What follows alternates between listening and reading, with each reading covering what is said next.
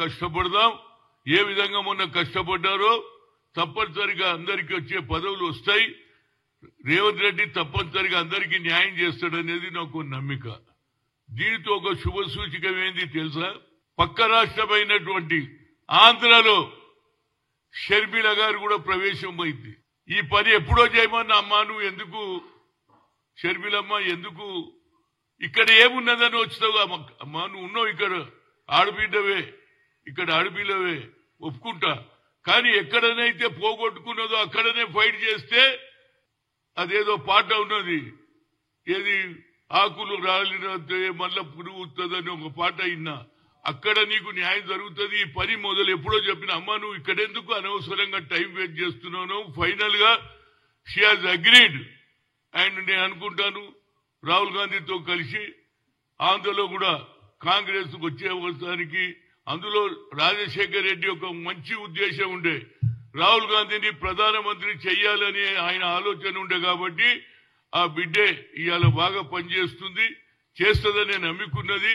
కానీ ఆమెకు ఒక్కటే కోరిక నాది, నేను ఇవాళ పేపర్లో చూసిన ఇంత అన్యాయం అయితే ఎక్కడ చూడలేదండి.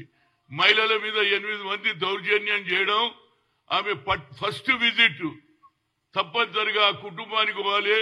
అక్కడికెళ్ళే నువ్వు మొదలు పెడితే బాగుంటుంది. ఎందుకంటే ఒక ప్రజలలో ఇమేజ్ వస్తుంది, అరే షర్మిల గారు వచ్చారు, ఒక మహిళకు జరుగుతున్న అన్యాయాన్ని ఎండగట్టడానికి, ఈ అన్యాయాన్ని ఎదిరించడానికి వచ్చిందనే ఒక ఆలోచన కూడా ప్రజల్లో మొదలు పెడతారు. తప్పనిసరిగా ఆమె సక్సెస్ కావాలని, అక్కడ కూడా కాంగ్రెస్ బలపడాలనేదే నా ముఖ్య ఉద్దేశం. ఏదైనా ఒక శుభ సూచకం, అక్కడ కూడా కాంగ్రెస్ రావాలనేదే నా ఉద్దేశం. ఎందుకంటే అన్నదమ్ములుగా ఉందాము, అన్నదమ్ములుగా విడిపోదామన్నాం.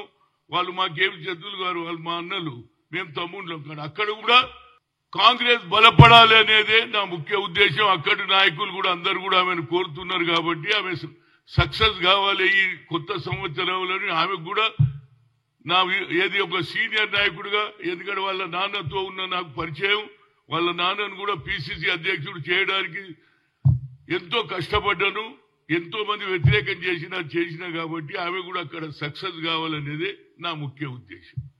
మరొకసారి happy new year to everybody including media, electric తీసేటోడు అదే చూయించేటోళ్ళు అందరికీ కూడా నా హృదయపూర్వక ధన్యవాదాలు. Thank you.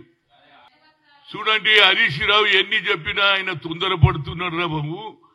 మీరు ఇన్ని రోజులు చెప్పిండ్రు, మీరేమేం చెప్పిండ్రు? 3 ఎకరాల భూమి అన్నాడు, హరిజన్ ముఖ్యమంత్రి అన్నాడు, ఇంటికో ఉద్యోగం అని ఇచ్చినారా బాబు? 10 ఏళ్లలో మీరు అబద్ధాలు చెప్పిండ్రు.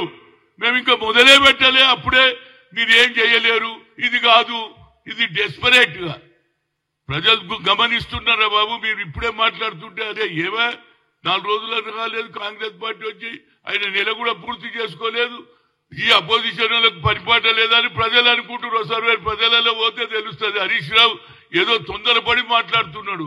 మీరు ఇచ్చిన వాగ్దానం ఏమి పూర్తి చేసింది చెప్పు? అనుకోని అన్ని చేసుకున్నారు, మీకు ఏదేది కావాలనో అన్ని చేసుకున్నారు. ప్రగతి భవన్ అనో, సెక్రటరియట్ అనుకో, అంబేద్కర్ స్టాచ్యూ అనుకో, ఇవన్నీ చేసిండ్రు. కానీ ఇచ్చిన హామీని ఏడ పూర్తి చేసిండ్రో నాకు చెప్పండి. ఇవాళ కూడా ధరణి పేరు మీద పేద ప్రజల భూములు లాగేసుకున్నారా లేదా? అందుకుంటే మీకు వ్యతిరేకత వచ్చింది. 4 రోజులు ఓపిక పట్టుండ్రా బాబు, మేము చేస్తామా లేదా అనేది ప్రజలు గమనిస్తున్నారు. చేస్తే మాకు తప్పనిసరిగా చేసే సోనియా గాంధీ తెలంగాణ ఇస్తాన్నది ఇచ్చిందా లేదా? ఎన్ని అడ్డంకులు వచ్చినా అదేవిధంగా కుటుంబంలో ఇచ్చిన మాట నిలబెట్టుకునే కర్తవ్యం వల్లది. తప్పనిసరిగా సోనియా గాంధీ వచ్చింది కూడా స్వేరింగ్ సెరమనీకి వచ్చే 6 డిక్లరేషన్ ఫస్ట్ యూ అనౌన్స్ అన్నాడు, సంతకం పెట్టిటా లేదా రేవంత్ రెడ్డి? కనుక ఇది మాకు ఒక ప్రజల మీద విశ్వాసం ఉన్నది. మేము ఇచ్చిన మాట నిలుపుకునే కల్చర్ అది ఇందిరాగాంధీ కుటుంబంలో రాజీవ్ గాంధీ, సోనియా గాంధీకే ఉన్నదనేది నా ఉద్దేశం. రైట్.